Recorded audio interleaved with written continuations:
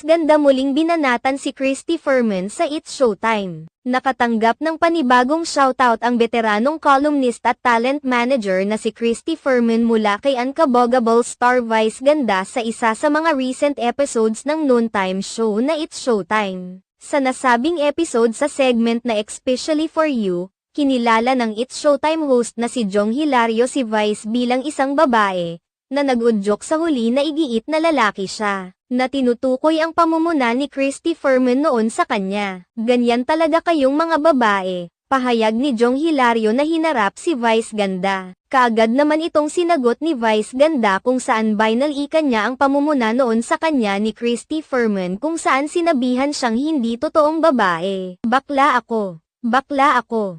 Huwag mong sabihin yan. Magagalit si Christy Fermin. Hindi ka babae, Vice ganda. Sabi niya, buwak biwak biwak.